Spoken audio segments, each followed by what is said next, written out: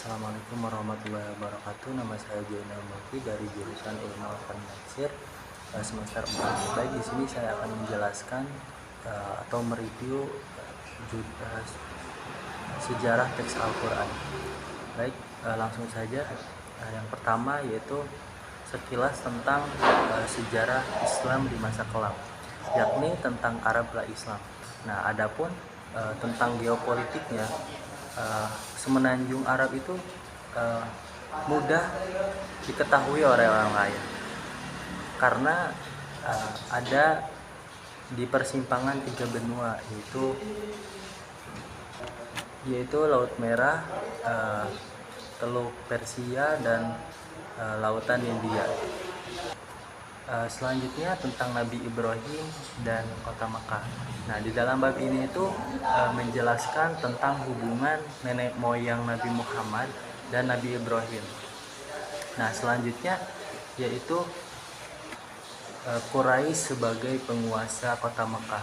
Nah, ratusan tahun sebelum Nabi Muhammad lahir, Quraisy ini dikenal sebagai orang yang cerdas, perkasa, memiliki kemampuan administrasi yang tinggi, dan mencuat pada jajaran politik kota Mekah.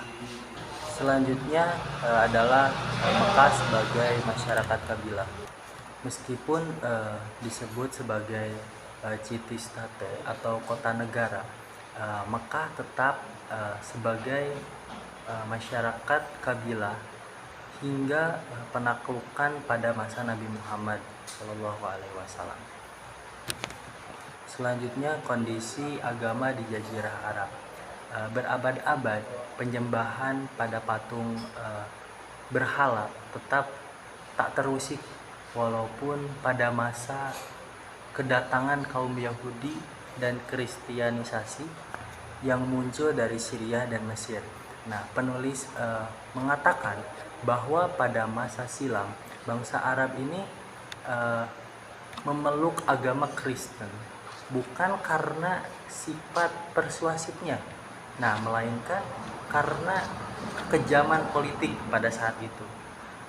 Selanjutnya yaitu bab 3 tentang wahyu dan Nabi Muhammad SAW. Yang pertama penciptaan dan beberapa sifatnya. Allah berfirman dalam surat Al-An'am ayat 102, yaitu artinya yang memiliki sifat-sifat yang demikian itu ialah Allah Tuhan kamu. Tidak ada Tuhan yang berhak disembah selain Dia, pencipta segala sesuatu, maka sembahlah Dia, dan Dia adalah pemelihara segala sesuatu. Mungkin itu salah satu ayat mengenai tentang penciptaan dan beberapa sifat-sifatnya, namun masih banyak beberapa ayat lainnya. Nah, selanjutnya adapun tujuan penciptaan manusia disebut dalam surat Al-Jariyat ayat 56 langsung kepada artinya, yaitu Aku tidak menciptakan jin dan manusia melainkan untuk menyembahku. Selanjutnya jejak risalah para nabi. Esensi risalahnya ini dikenal waktu sepanjang sejarah Al-Qur'an. Nah, ini tuh ada dalam surat Al-Anbiya ayat 25. Langsung saja kepada bab 4 yaitu pengajaran Al-Qur'an. Nah, ayat pertama yang diturunkan oleh Allah kepada Nabi Muhammad yaitu surat Al-Alaq ayat 1, Iqra bismi rabbikal ladzi khalaq. Nah, penulis menyebutkan bahwa potongan ayat tersebut ini tidak memberikan isyarat bahwasanya tentang persoalan seseorang yang buta huruf, nah melainkan pendidikan atau nasihat untuk masyarakat mendatang gitu. Selanjutnya hadiah mengajar dan membaca Al-Qur'an. Banyak riwayat atau pendapat, namun saya mengambil perkataan dari Umar bin Khattab, yaitu menjelaskan bahwa Nabi Muhammad bersabda melalui kitab ini, Allah meninggikan beberapa orang yang merendahkan yang lain di antara kita. Nah, untuk zaman periode pengajaran itu, oleh penulis itu dibagi menjadi dua bagian. Pertama, pada zaman periode Mekah. Nah, pada zaman periode Mekah ini, Nabi Muhammad sebagai maha gurunya Al-Quran, banyak riwayat yang menerangkan tentang ini. Nah, salah satunya adalah tentang Nabi Muhammad mengajarkan Al-Quran pada 3 sahabat. Mengajarkannya itu surat Yunus, Toha, dan Al-Adiyat secara berturut-turut. Nah, yang kedua yaitu periode Madinah. Nah, waktu Nabi Muhammad dan para sahabat sebagai guru Al-Quran, adapun dialek yang digunakan oleh Nabi Muhammad dan para sahabatnya untuk mengajarkan Al-Quran di kota Madinah tentu menggunakan dialek Madinah. Kenapa? Karena setiap daerah. Baik, selanjutnya yaitu rekonstruksi sejarah Al-Quran.